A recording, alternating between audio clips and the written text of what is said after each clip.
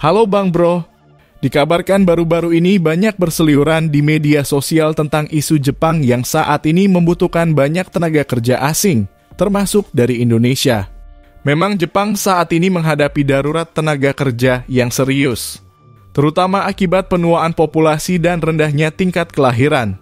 Jepang memiliki salah satu tingkat kelahiran terendah di dunia, sehingga jumlah tenaga kerja mudanya semakin berkurang dari tahun ke tahun, sedangkan populasi lansia terus meningkat. Banyak pasangan muda di Jepang lebih memilih untuk menikah lebih lambat atau bahkan tidak menikah sama sekali. Faktor-faktor seperti kesulitan finansial, tekanan pekerjaan, dan keinginan untuk mengejar karir seringkali membuat orang Jepang menunda pernikahan dan memiliki anak. Meskipun pemerintah Jepang telah memperkenalkan berbagai kebijakan untuk mendorong kelahiran anak, seperti insentif keuangan kepada keluarga dan fasilitas pengasuhan anak. Namun masih banyak orang merasa bahwa sistem dukungan keluarga yang ada tidak cukup untuk membantu mereka mengimbangi pekerjaan dan pengasuhan anak. Jepang dikenal sebagai negara yang menghargai kebebasan individu, termasuk dalam aspek kebebasan hubungan intim. Jepang memiliki undang-undang yang melindungi hak-hak hubungan intim, termasuk usia dewasa untuk hubungan-hubungan intim. Video dewasa dan penjual apem tebal legal, namun diatur secara ketat. Meskipun industri dewasa di Jepang cukup besar dan memiliki pasar yang signifikan, meskipun ada keterbukaan dalam media, diskusi tentang hubungan intim secara pribadi seringkali dianggap tabu, terutama di ruang publik. Masyarakat Jepang cenderung menjaga privasi dalam hal-hal yang berkaitan dengan hubungan intim. Industri apem di Jepang cukup besar dan beragam, mencakup host dan hostess club, panti pijat, dan layanan lainnya. Industri ini diatur oleh hukum, tetapi seringkali ada area abu-abu yang memungkinkan operasi yang tidak sepenuhnya legal. Meskipun begitu, kesetaraan gender masih menjadi tantangan di Jepang. Perempuan seringkali menghadapi tekanan sosial dan profesional, termasuk dalam hal ekspresi seksual. Selain itu, Jepang juga relatif toleran terhadap komunitas LGBTQ, meskipun belum ada pengakuan resmi terhadap pernikahan sesama jenis secara nasional. Kurangnya populasi Jepang juga berimbas pada tingkat hunian di Jepang. Akiya atau fenomena rumah kosong juga meningkat secara signifikan di Jepang. Fenomena ini merujuk pada meningkatnya jumlah rumah yang tidak dihuni atau ditinggalkan, terutama di daerah pedesaan dan kota-kota kecil. Banyak dari mereka yang meninggal tidak memiliki ahli waris untuk rumah tersebut. Akibatnya, rumah-rumah ini dibiarkan kosong. Selain itu, sebagian besar penduduk Jepang lebih memilih untuk tinggal di kota-kota besar seperti Tokyo, Osaka, dan Kyoto, karena faktor ekonomi dan kemudahan akses terhadap pekerjaan dan fasilitas.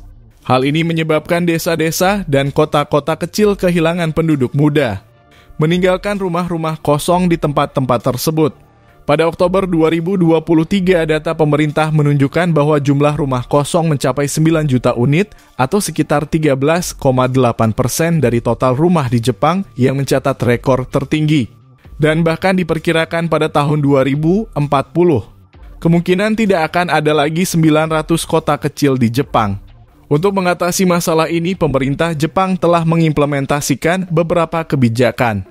Misalnya, pemerintah menawarkan insentif finansial kepada keluarga dengan anak di bawah usia 18 tahun yang bersedia pindah dari kota besar ke daerah yang lebih jarang penduduknya, untuk mengisi rumah kosong di daerah tersebut.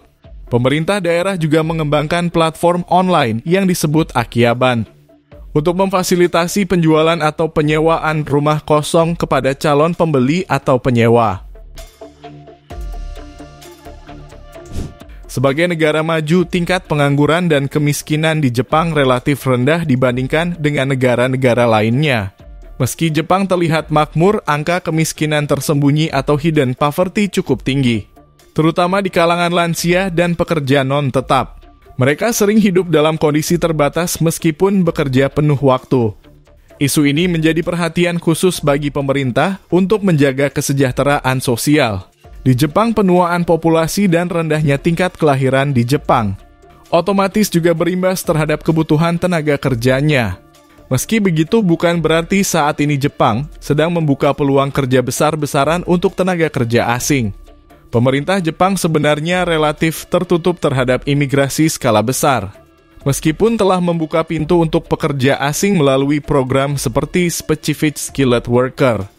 Specific Skilled Worker atau SSW adalah program pemerintah Jepang yang dirancang untuk menarik tenaga kerja asing terampil guna mengatasi kekurangan tenaga kerja di berbagai sektor industri, terutama di sektor-sektor seperti perawatan lansia, konstruksi, pertanian, perikanan, manufaktur, dan lainnya. Namun dengan regulasi yang ketat, program ini dibagi menjadi dua kategori, yaitu SSW 1 untuk pekerja dengan keterampilan dasar dan SSW 2 untuk pekerja dengan keterampilan yang lebih tinggi. Untuk SSW 2 biasanya masa tinggal bisa diperpanjang tanpa batas waktu dan juga diperbolehkan untuk membawa keluarga. Sedangkan untuk SSW 1 malah sebalik, di mana masa tinggal maksimal hanya 5 tahun serta tidak diperbolehkan membawa keluarga. Menurut data, jumlah pekerja asing di Jepang terus meningkat, dengan sebagian besar berasal dari negara-negara Asia seperti Vietnam, Cina, dan Filipina termasuk Indonesia. Hingga Oktober 2023, jumlah tenaga kerja Indonesia atau TKI di Jepang diperkirakan mencapai sekitar 60.000 hingga 70.000 orang. Tenaga kerja Indonesia memang memiliki peran yang signifikan di Jepang, terutama di sektor-sektor yang membutuhkan banyak pekerja, seperti di sektor perawatan, konstruksi, dan manufaktur, serta di sektor pertanian. Meskipun TKI memiliki peran penting, mereka tidak mendominasi tenaga kerja asing di Jepang. Namun TKI dianggap sebagai salah satu kelompok tenaga kerja asing yang handal dan berkontribusi positif bagi perekonomian Jepang. Memang gaji di Jepang umumnya jauh lebih tinggi dibandingkan di Indonesia, terutama untuk pekerjaan di sektor manufaktur, pertanian, atau perawatan lansia. Gaji rata-rata tenaga kerja Indonesia atau TKI di Jepang bervariasi tergantung pada jenis pekerjaan, lokasi, dan pengalaman kerja. Namun secara umum gaji rata-rata TKI di Jepang berkisar sekitar 100.000 hingga 200.000 yen atau sekitar 12 juta hingga 24 juta rupiah per bulan. Meski begitu perlu diingat bahwa biaya hidup di Jepang, terutama di kota besar, cukup tinggi, sehingga gaji bersih yang diterima setelah dikurangi biaya hidup mungkin tidak sebesar yang diharapkan. Selain itu, TKI juga harus mematuhi peraturan ketenagakerjaan termasuk pemotongan pajak. Selain itu, budaya Jepang yang cukup berbeda dengan Indonesia juga harus dipertimbangkan, termasuk budaya kerja mereka. Budaya kerja di Jepang dikenal keras dan ketat, dengan jam kerja yang cukup panjang dan tekanan yang tinggi. Jepang dikenal sebagai salah satu negara paling maju dalam bidang teknologi, tetapi mereka tetap mempertahankan tradisi dan budaya mereka yang membuat Jepang unik. Ekonomi Jepang memiliki sejumlah karakteristik unik yang memengaruhi budaya kehidupan ekonomi warga Jepang. Masyarakat Jepang dikenal disiplin, tertib, dan pekerja keras yang ikut berkontribusi besar pada keberhasilan Jepang sebagai negara maju. Gaji rata-rata untuk orang pribumi di Jepang cukup tinggi, meskipun biaya hidup di kota-kota besar seperti Tokyo sangat mahal. Pendapatan rata-rata pekerja penuh waktu di Jepang sekitar 300.000 yen hingga 400.000 yen per bulan atau sekitar 30 juta hingga 40 juta rupiah. Bahkan untuk pekerja magang atau kontrak juga mendapatkan gaji yang lumayan tinggi di negara ini, sekitar 15 juta hingga 25 juta rupiah per bulan. Meskipun ada pekerjaan kontrak atau magang yang lebih rendah gajinya, mereka juga tetap mendapatkan tunjangan yang baik seperti tunjangan transportasi, tunjangan kesehatan, dan bonus tahunan. Bahkan beberapa perusahaan juga memberikan tunjangan pensiun dan asuransi tambahan. Namun pendapatan ini bisa bervariasi tergantung pada sektor pekerjaan, pengalaman, dan lokasi. Biaya hidup di Jepang sangat bervariasi tergantung pada sektor pekerjaan, pengalaman, dan lokasi. Biaya hidup di Jepang sangat bervariasi tergantung pada lokasi, gaya hidup, dan pilihan pribadi. Secara umum, kota-kota besar seperti Tokyo, Osaka, dan Yokohama memiliki biaya hidup yang jauh lebih tinggi dibandingkan dengan daerah pedesaan. Sebagai gambaran, biaya hidup bulanan untuk satu orang di kota besar seperti di Tokyo bisa mencapai sekitar 250.000 yen hingga 400.000 yen termasuk sewa apartemen, makanan, transportasi, dan pengeluaran lainnya. Dan di kota kecil atau pedesaan, biaya hidup bisa jauh lebih murah dibandingkan kota besar. Orang Jepang terkenal hemat dan memiliki kebiasaan menabung yang kuat untuk tujuan jangka panjang atau kebutuhan darurat. Bahkan tingkat tabungan rumah tangga di Jepang termasuk tinggi di dunia. Karena banyak yang lebih memilih menabung atau menginvestasikan uang mereka daripada mengeluarkan untuk hal-hal konsumtif. Dengan kebiasaannya tersebut, Jepang sering dianggap sebagai negara paling tidak dermawan di dunia. Menurut World Giving Index terbaru yang dirilis oleh Charities Aid Foundation, Jepang berada di peringkat 2 terakhir di dunia setelah Kamboja dan sebelum Polandia.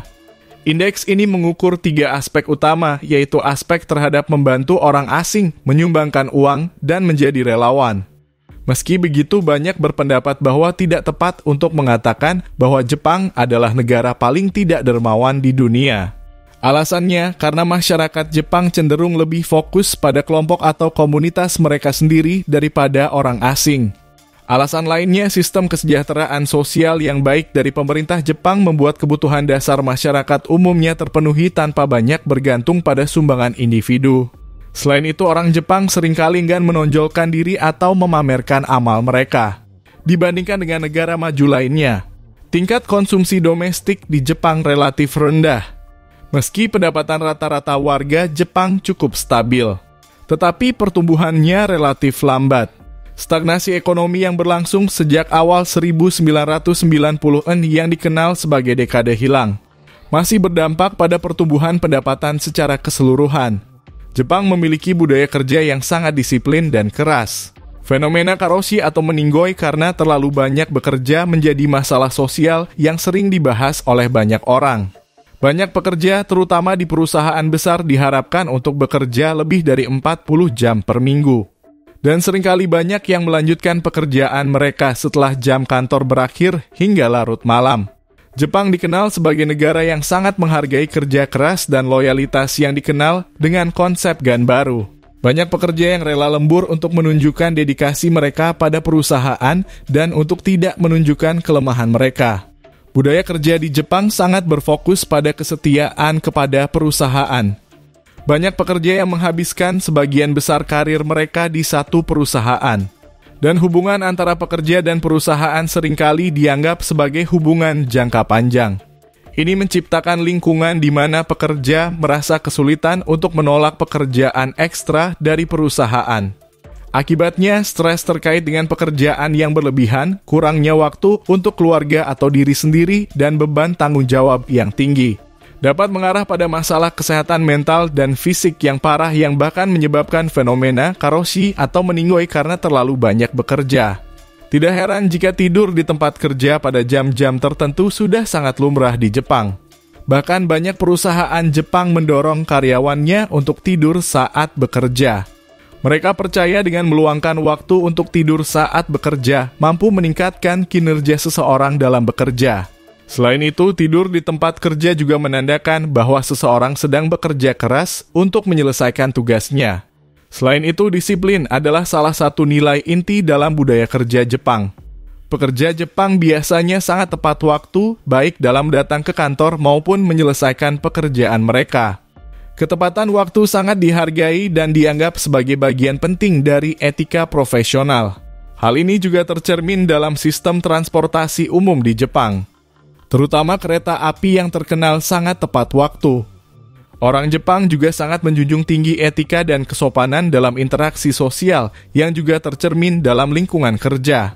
Ada penghargaan atau penghormatan besar terhadap senior atau atasan. Para pekerja yang lebih muda biasanya diharapkan untuk menunjukkan rasa hormat kepada rekan kerja yang lebih tua melalui bahasa formal dan sikap sopan santun. Contohnya, mereka sering membungkuk sebagai bentuk salam atau permintaan maaf. Dan ini juga berlaku di lingkungan sosial mereka sehari-hari tanpa memandang umur dan status. Membungkuk ini juga memiliki berbagai tingkatan tergantung pada tingkat formalitas dan rasa hormat yang ingin ditunjukkan. Tidak heran jika Jepang juga dianggap sebagai negara paling sopan di dunia. Meskipun budaya kerja di Jepang sangat disiplin dan menuntut, semakin banyak perusahaan yang mencoba untuk menciptakan lingkungan yang lebih seimbang. mengurangi beban kerja yang berlebihan dan lebih memperhatikan kesejahteraan karyawan mereka. Program-program seperti Premium Friday yang mendorong karyawan untuk pulang lebih awal pada hari Jumat adalah salah satu contoh dari upaya tersebut. Kehidupan sosial di Jepang yang penuh kedisiplinan dan tekanan juga menimbulkan fenomena yang dikenal dengan hikikomori, yang merujuk pada individu yang menarik diri dari interaksi sosial dan memilih untuk mengisolasi diri dalam rumah atau kamar untuk waktu yang sangat lama. Budaya sosial yang sangat kompetitif di Jepang dapat menimbulkan tekanan emosional, yang membuat individu merasa cemas atau tertekan dan memilih untuk menarik diri dari masyarakat. Selain itu, ada stigma negatif di Jepang terhadap mereka yang dianggap tidak berfungsi secara sosial atau profesional, yang bisa membuat individu merasa malu untuk keluar dari isolasi dan memperburuk keadaan. Selain itu, ada beberapa budaya lain di Jepang yang mungkin juga harus kamu ketahui sebelum benar-benar memilih kerja di Jepang. Kebersihan adalah hal yang penting dalam budaya Jepang.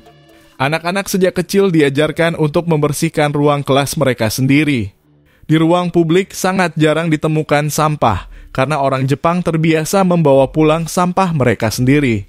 Selain itu, membuang ingus atau bersin di depan umum dianggap sebagai perilaku tidak sopan di Jepang. Orang Jepang sangat berhati-hati dalam hal ini, di mana tujuannya untuk menghindari orang lain tertular dengan sakit yang mungkin mereka derita.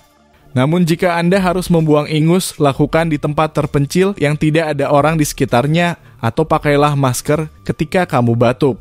Orang Jepang juga terkenal sangat tertib dalam antrian, baik di stasiun kereta, restoran, maupun dalam keadaan darurat.